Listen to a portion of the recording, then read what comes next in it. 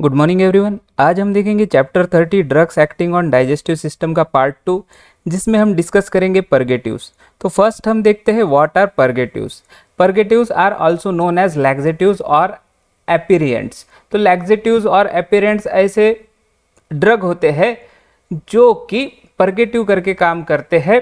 और परगेटिव जो होते हैं ये क्या होते हैं? इट्स अ मेडिसिन और an agent for evacuating the bowel, जिसे हम कैथरेटिक भी बोल सकते हैं, जो कि इंड्यूस करता है बॉवेल मूवमेंट और टू लूजन द स्टूल। तो अल्टीमेटली जो परगेटिव, जिसे हम लैक्सेटिव भी बोल सकते हैं, एपिरिएंट्स भी बोल सकते हैं, ये एक मेडिसिन और एजेंट्स है जो कि हमारे जीआई ट्रैक्ट में जो अनडाइजेस्टेड फूड है, जो कि इंटेस्टाइन में, लार्ज इंटेस्टाइन में ब्लॉक होके है और जो कि हमारा बॉडी से एक्सक्रीट नहीं हो पा रहा है।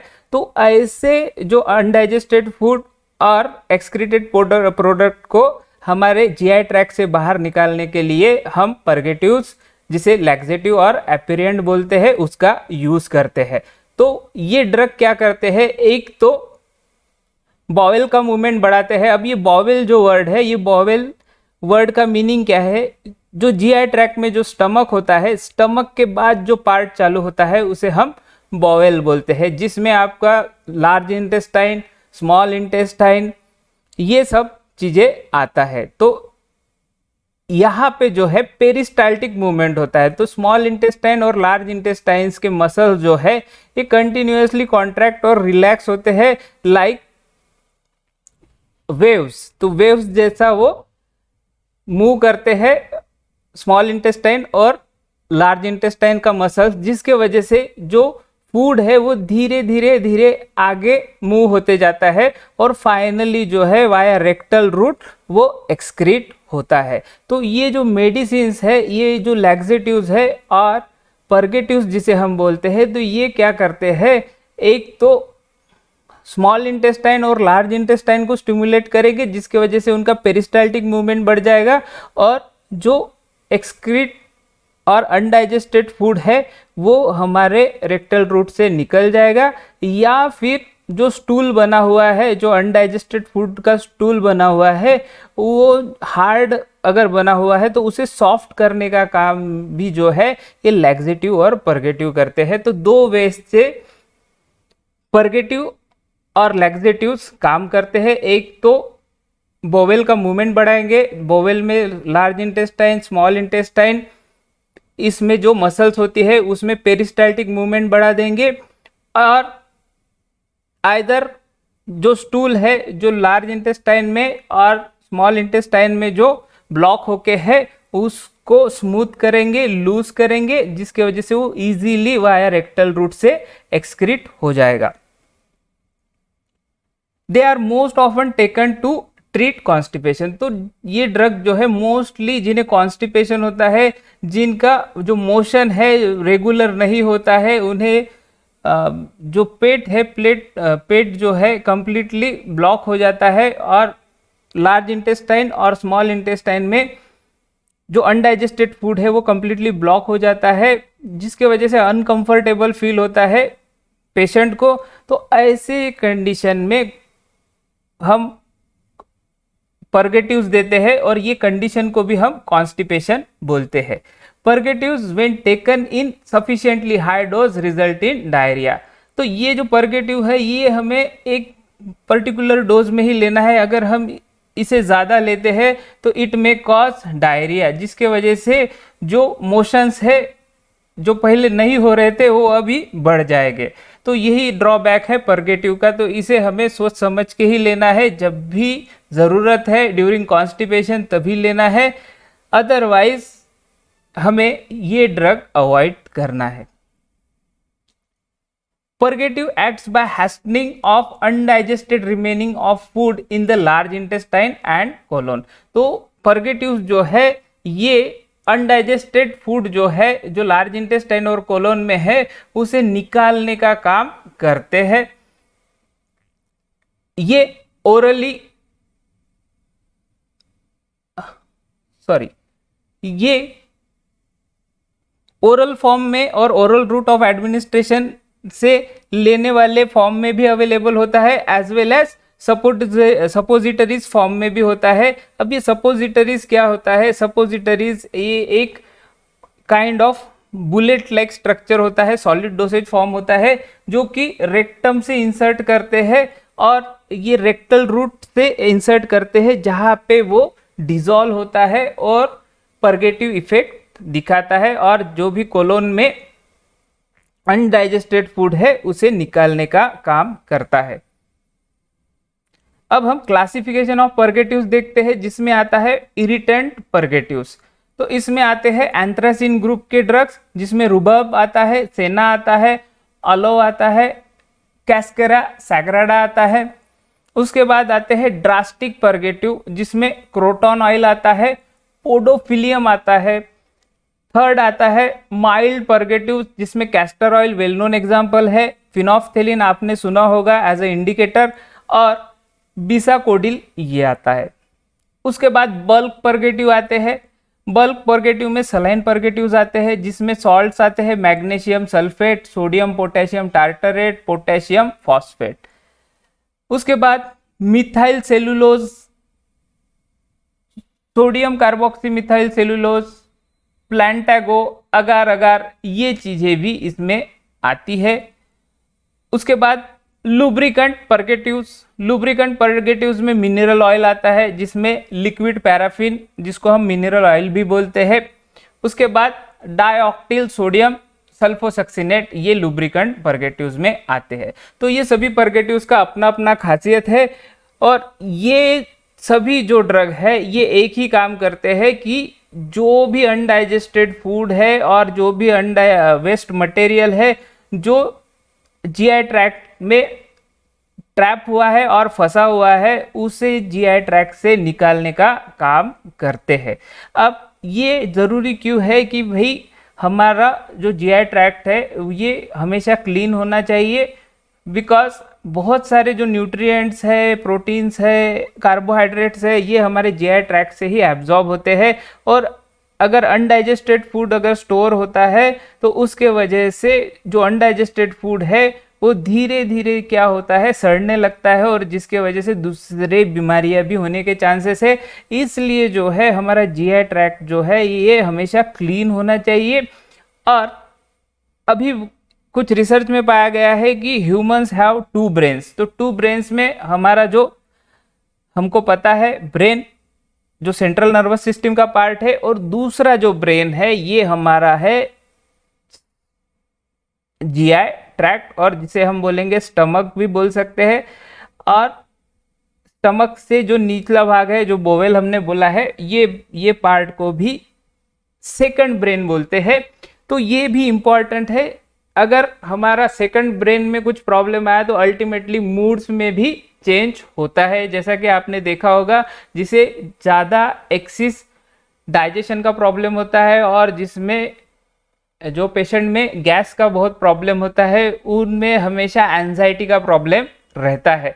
तो ये सब चीज़ें जो है, ये परगेटिव्स जो है ये इसमें रिलीफ देने का काम करता है। तो परगेटिव्स तभी लेना चाहिए जब आपको डाइजेस्टिव रिलेटेड प्रॉब्लम हो, आपका पेट साफ नहीं हो रहा है और किसी पेशेंट का पेट साफ नहीं हो रहा है, तो उन्होंने परगेटिव्स और लैक्सेटिव्स लेने चाहिए।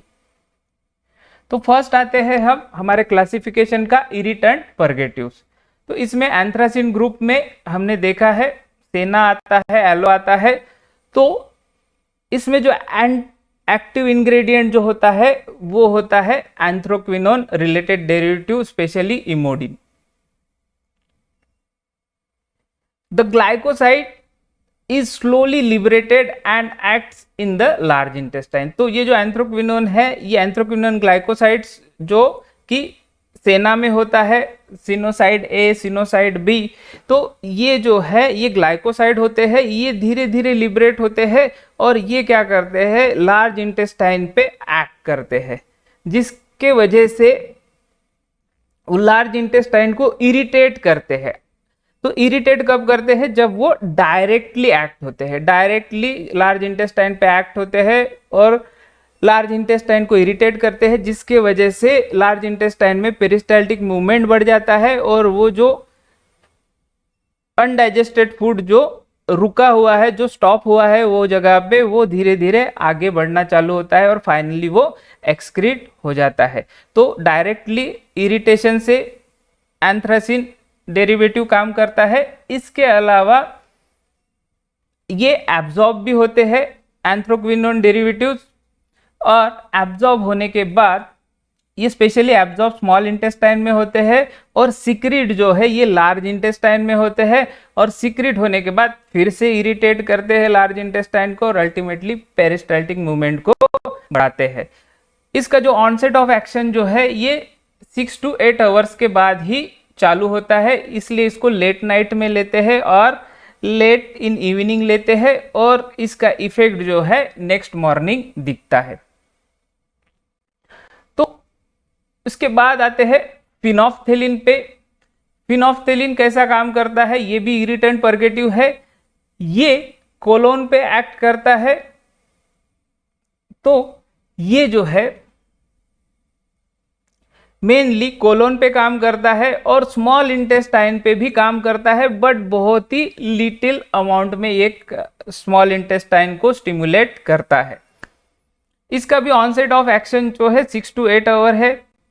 The exact mechanism of action is not known, इसका मैकेनिज्म ऑफ एक्शन नहीं पता है, बट अ स्मॉल पोर्शन में be absorb and excreted in bile which may prolong it's action. तो जैसा कि आपको पता है कि जो बाइल है ये हमारे इंटेस्टाइन में सीक्रेट होता है, तो ये फिनोफ्थेलिन क्या है, ये एब्जॉर्ब होता है वाया स्मॉल इंटेस्टाइन और फिर से विद द बाइल एसिड ये एक्सक्रीट होता है और फिर से एब्जॉर्ब होता है, फिर से बाइल से एक्सक्रीट होता है। तो वहां पे जो है एंटेरोहेपेटिक साइकिल चलती है, जिसके वजह से ये फिनोफ्थेलिन जो है ये ज्यादा समय के लिए अपना परगेटिव एक्शन दिखाता है।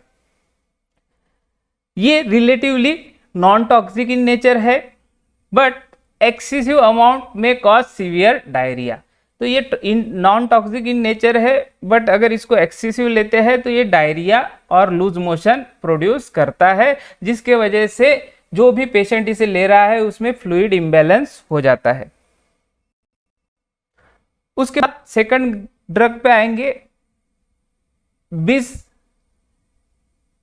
कोडिल, और जिसका ब्रांड हमें बहुत अच्छे से पता है, जिसका ब्रांड नेम है डल्कोलेक्स। डल्कोलेक्स ये ब्रांड नेम टीवी पे भी बहुत बार आता है, उसमें रहता है बिसाकोडिल। तो ये फिनोफ्थेलिन जैसा ही सिमिलर दिखता है और ये ओरली भी एक्टिव है, एज वेल एज इसको in the form of suppositories via rectal route से भी देते हैं। ये डाइजेस्टिव ट्रैक्ट में एब्जॉर्ब नहीं होता है, इसलिए इसके सिस्टेमिक इफेक्ट कुछ भी नहीं है। It is not absorb from digestive tract. Precise mechanism इसका भी पता नहीं है, but the stimulant action on colon, ये भी फिनोफ्थेलिन जैसा कोलोन पे ही काम करता है और जो कोलोन्स के वॉल है उसे इरिटेट करता है, जिसके वजह से पेरिस्टाल्टिक मूवमेंट बढ़ जाता है और जो अनडाइजेस्टेड फूड है और एक्सक्रेटा है वो वाया एक्सक्रेटरी रूट निकल जाता है और रेक्टल रूट से वो निकल जाता है। इसका यूजुअल डोज है 10 to 15 mg एडल्ट्स में और 5 to 10 mg चिल्ड्रंस में, वो भी ओरल रूट से। उसके बाद third irritant purgative castor oil, well known example है। तो कैस्टर ऑयल ये फिक्स्ड ऑयल है और ये मिलता है from the seeds of Ricinus communis.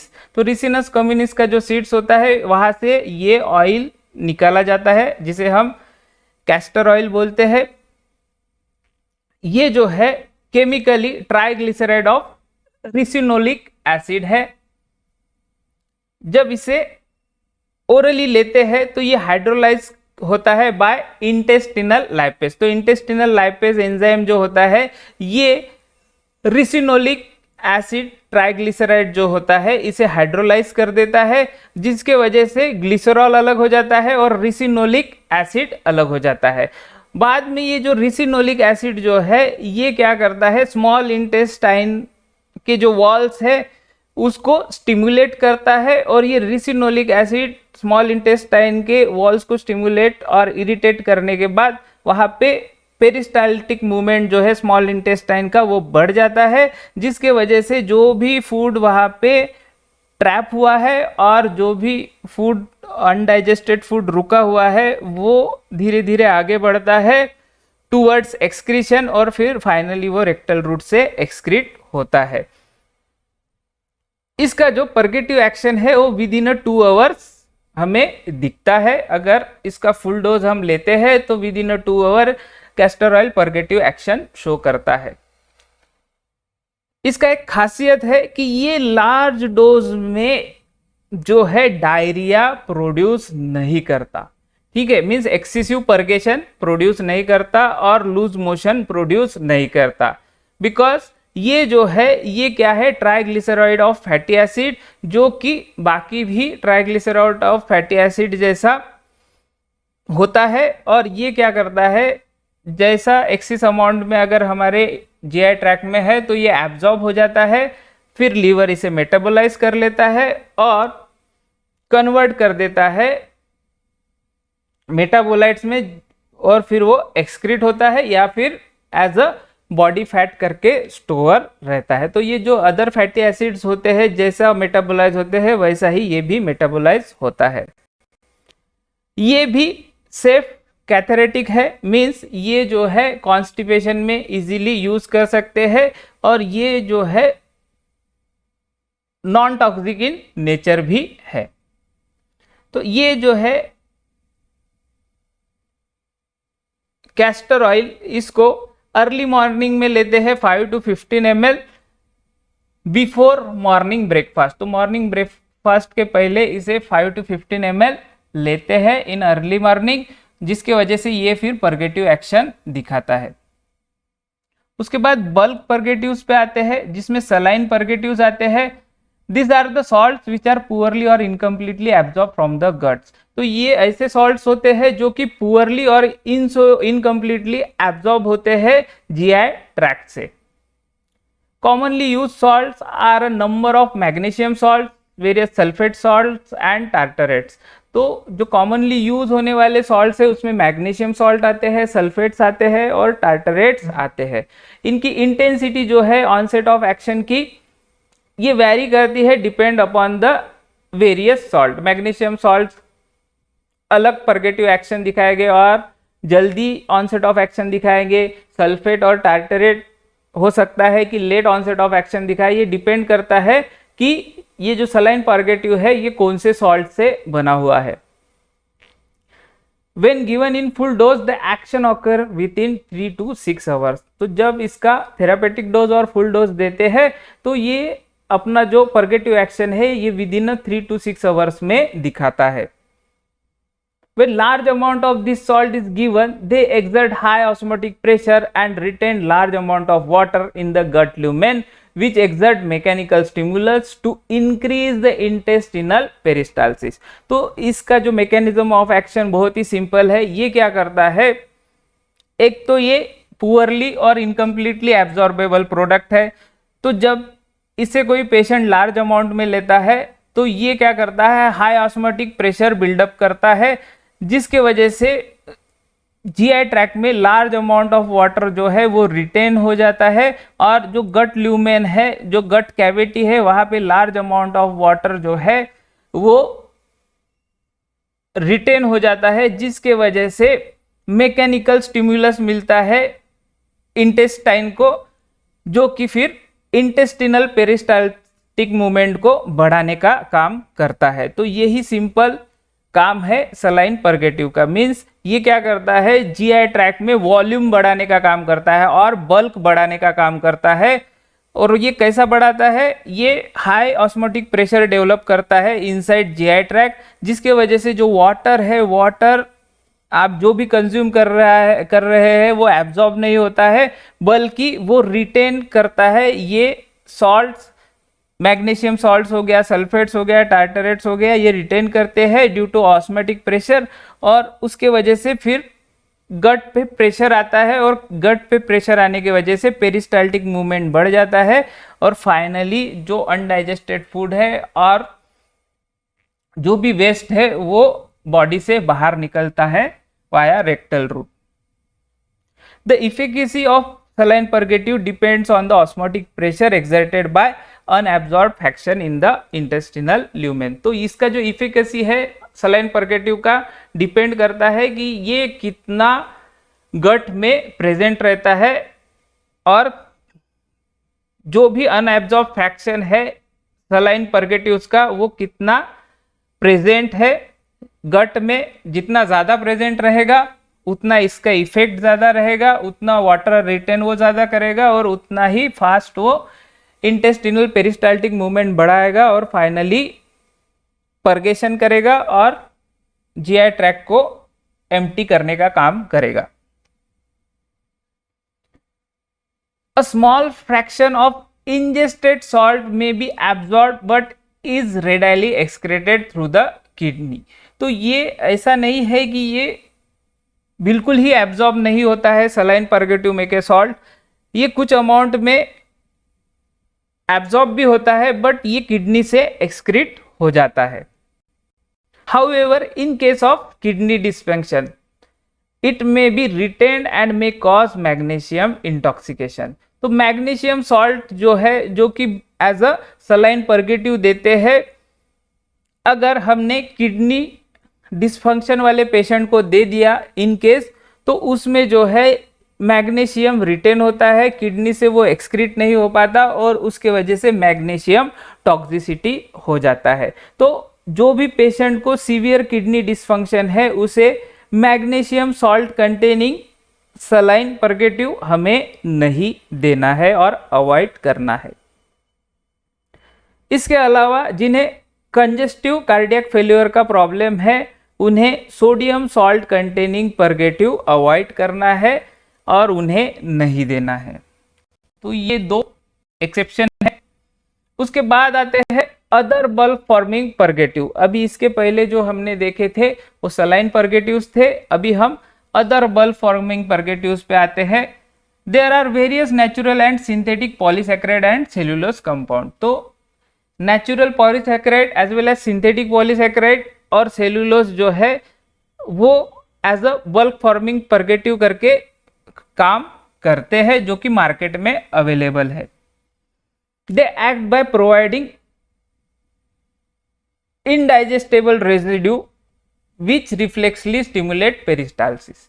तो ये जो है ये भी बल्क परगेटिव करके काम करते हैं। तो बल्क परगेटिव का बेसिक प्रिंसिपल हम याद रखेंगे कि ये अल्टीमेटली जो जीआई ट्रैक्ट है उसमें भीड़ बनाने का काम करता है। भीड़ मीन्स वहाँ पे जो है वहाँ पे वॉल्यूम बढ़ाने का काम करता है, बल्क बढ़ाने का काम करता है। सलाइन परगेटिव भी बल्क बढ़ाता है मीन्स भीड़ बढ़ाता है, वैसे ही हमारा अदर बल्क फॉर्मिंग परगेटिव भी क्या करता है, वो भी भीड़ बनाने का काम करता है। वो क्या होता है, एब्जॉर्ब नहीं होता है। एब्जॉर्ब नहीं होता है इसलिए जो जीआई ट्रैक्ट है और स्पेशली जो बोवेल है, बोवेल में जो है वॉल्यूम और बल्क बढ़ाता है जिसके वजह से पेरिस्टाल्टिक मूवमेंट जो है इंटेस्टाइन में वो स्टिमुलेट होता है और पेरिस्टाल्टिक मूवमेंट बढ़ जाता है और फाइनली जो है जो अनडाइजेस्टेड फूड है वो जीआई ट्रैक्ट से बाहर निकलता है। कुछ मेंबर जो है ये कैटेगरी में के बल्क फॉर्मिंग परगेटिव्स में ये स्वेल होते हैं। अगर आप इसको लेते हैं और कोई पेशेंट इसे लेता है और उस पर पानी पीता है और वाटर कंज्यूम करता है तो वो क्या होते हैं, स्वेल होते हैं। स्वेल होने की वजह से जो इंटेस्टिनल वॉल्स है और जो इंटेस्टिनल ल्यूमेन है वहाँ पे प्रेशर बिल्डअप होता है। इसके अलावा एक लुब्रिकेंट इफेक्ट भी ये दिखाते हैं जिसके वजह से जो भी फूड हार्ड है वो सॉफ्ट हो जाता है और वो इजीली ग्लाइड हो जाता है through colon and finally through rectum. The bulk forming agent acts within 12 to 24 hour. तो 12 to 24 आवर्स में बल्क फॉर्मिंग एजेंट्स काम करते हैं, but sometime it may takes मोर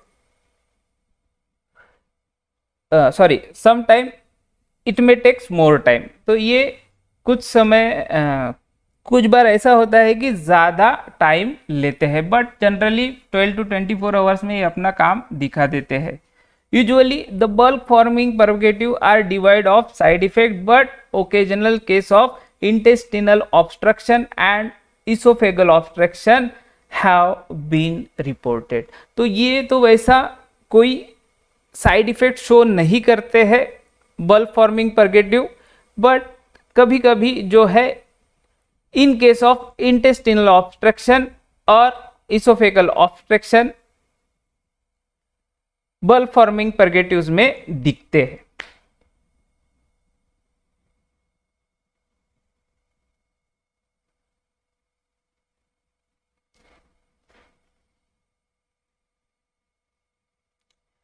तो जो बल्क फॉर्मिंग परगेटिव्स है उसमें कोई इतना खास डिफरेंस नहीं है, बट जो नेचुरल ग्राम और ये अगार है ये अभी यूज नहीं करते हैं, इसे ग्रेजुअली ड्रॉप आउट कर दिया गया है। इसकी जगह और सेफर सेलुलोज जैसे कि methyl cellulose, carboxy methyl cellulose market में अवेलेबल है। तो ये जो है नेचुरल गम्स और अगार्स को धीरे धीरे जो है मार्केट से बाहर निकालने का काम जो है ये नेचुरल और सिंथेटिक ओरिजिन के सेलुलोज ने किया है, जिसमें मिथाइल सेलुलोज और कार्बोक्सी मिथाइल सेलुलोज काम करते हैं। अभी हम आते हैं लुब्रिकेंट परगेटिव्स पे। The principal lubricant purgatives are liquid paraffin and dioctyl sodium sulfosuccinate. तो ये दो एग्जांपल है लुब्रिकेंट परगेटिव्स के, liquid paraffin and dioctyl sodium sulfosuccinate. Both agents act by softening of faeces without stimulating peristaltic directly और indirectly. तो ये जो है पेरिस्टाल्टिक मूवमेंट को बढ़ाते भी नहीं है, कम भी नहीं करते हैं, सिंपली क्या करते हैं जो फेसेस जो है, जो हार्ड फेसेस है, जो निकलने में तकलीफ हो रहा है फ्रॉम द बॉडी, उसे सॉफ्ट करने का काम जो है लुब्रिकेंट परगेटिव करते हैं विदाउट हैम्परिंग पेरिस्टाल्टिक मूवमेंट और विदाउट अल्टरिंग पेरिस्टाल्टिक मूवमेंट। तो पेरिस्टाल्टिक मूवमेंट को वो डायरेक्टली और इनडायरेक्टली अल्टर नहीं करते हैं, सिर्फ जो मटेरियल जो है जो गट में जो स्टॉप हुआ, जो अनडाइजेस्टेड फूड है उसे सॉफ्ट करने का काम करते हैं और उसको सॉफ्ट करने के बाद वो इजीली फिर बॉडी से निकल जाता है। अब ये लुब्रिकेंट परगेटिव ऐसे ही जगह यूज करते हैं जहां पे टूल सॉफ्ट करना है और प्रेशर भी, ज्यादा प्रेशर भी जो है वो पेशेंट ने लगाना नहीं चाहिए टू रिमूव द स्टूल। तो ऐसे कंडीशन में ही लुब्रिकेंट परगेटिव वो पेशेंट को देते हैं। तो फर्स्ट आता है लिक्विड पैराफिन। ये जो है मिक्सचर है लिक्विड हाइड्रोकार्बन्स का जो कि पेट्रोलियम से मिलता है और इसे मिनरल ऑयल भी बोलते हैं। In the intestine it helps to lubricate and soften the faeces. तो ये जो है ये इंटेस्टाइन में जो भी फेसेस अटका हुआ है और जो हार्ड फेसेस है उसे सॉफ्ट करने का काम करते हैं, एज वेल एज जो इंटेस्टिनल ल्यूमेन है उसे लुब्रिकेट करने का भी काम जो है ये लिक्विड पैराफिन करता है, जिसके वजह से जो फेसेस है वो इजीली ग्लाइड होता है और फाइनली बॉडी के बाहर से बाहर निकलता है। It is not free from untoward effects. Being a fat solvent, it may inhibit the absorption of fat soluble vitamin K, leading to hypoprothrombinemia. तो ये जो है ये लिक्विड पैराफिन जो है इसके कुछ साइड इफेक्ट है। ये फ्री फॉर्म साइड इफेक्ट जो है ये नहीं है। तो ये फैट सोल्यूबल सॉल्वेंट होने की वजह से क्या है, ये जो है फैट सोल्यूबल विटामिन के एब्जॉर्प्शन में प्रॉब्लम करता है, और जो विटामिन के है इसका एब्जॉर्प्शन इनहिबिट करने का काम करता है, जिसके वजह से हाइपोप्रोथ्रोम्बिनेमिया होता है। पर्टिकुलरली अगर इसको प्रेग्नेंट वुमन को देते हैं तो उसमें ये हाइपोप्रोथ्रोम्बिनेमिया प्रोड्यूस करता है। Incidentally it may enter into lungs and leads to lipid pneumonia. तो कभी कभी ये लंग्स में भी जाता है और वहां पे लिपिड निमोनिया भी प्रोड्यूस करता है। ये कब प्रोड्यूस करता है?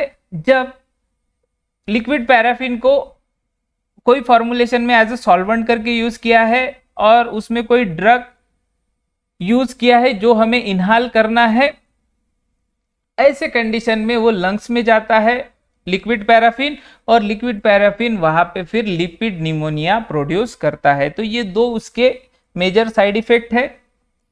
इसके बाद अगर इसका एक्सेसिव अमाउंट यूज करते हैं लिक्विड पैराफिन का एज अ पर्गेटिव, तो ये क्या करता है? लीकेज करता है थ्रू द एनल स्फिंक्टर। तो जो भी फेकल मटेरियल है उसे लीक करता है थ्रू एनल स्फिंक्टर, जो कि इनवॉलेंटरीली हो जाता है, जो कि पेशेंट के कंट्रोल में नहीं रहता है। तो इसका एक्सेसिव यूज करना भी डेंजरस है और एम्बैरेसिंग भी है। उसके बाद आते हैं डाइऑक्टाइल सोडियम सल्फोसक्सिनेट पे। तो ये जो है अनायनिक सरफेक्टिव एजेंट है, और ये इंडस्ट्री में, फार्मास्यूटिकल इंडस्ट्री में एज ए इमल्जेंट करके यूज होता है, एज वेल एज वेटिंग और डिस्पर्सिंग एजेंट करके भी यूज होता है। ये जो है 1955 में इंट्रोड्यूस किया गया और इस पे क्लेम किया गया है कि ये जो है सॉफ्ट स्टूल प्रोड्यूस करता है और फेकल मटेरियल को without altering the peristaltic movement body से बाहर निकालता है। तो ये जो स्टूल है, सॉफ्ट स्टूल को बाहर निकालने का काम करता है विदाउट अल्टरिंग और स्टिमुलेटिंग पेरिस्टाल्टिक मूवमेंट। इसके मैकेनिज्म ऑफ एक्शन और साइड इफेक्ट्स पे अभी तक के ऐसा सफिशिएंट डाटा नहीं मिला है। इसका डोज 30 to 100 mg डेली है। तो ये हो गया हमारा पर्गेटिव पार्ट। अब इसके यूजेस देख लेते हैं। कॉन्स्टिपेशन जिस पेशेंट को हुआ है तो एज अ ट्रीटमेंट करके पर्गेटिव्स को यूज करते हैं। सलाइन पर्गेटिव्स को फूड और ड्रग पॉइजनिंग में यूज करते हैं टू रिमूव पॉइजनस फूड और ड्रग। ठीक है। उसके बाद पर्गेटिव्स जो है आफ्टर एंथेल्मेंटिक थेरेपी भी देते हैं। जिस पेशेंट का एब्डोमिनल सर्जरी होता है तो एब्डोमेन को सर्जरी के टाइम पे हमारा जीआई ट्रैक्ट जो है वो एम्प्टी होना चाहिए, तो उसे एम्प्टी करने के लिए भी प्री ऑपरेटिव पर्गेटिव्स देते हैं। इसके अलावा जिन्हें एनल फिशर्स है, पाइल्स है, कार्डियक डिसीज है, उन्हें भी जो है पर्गेटिव देते हैं। तो ये इसके थेरापेटिक यूज है। तो यहाँ पे हमारा पर्गेटिव का पार्ट खत्म होता है। If you like the video then share and subscribe my channel.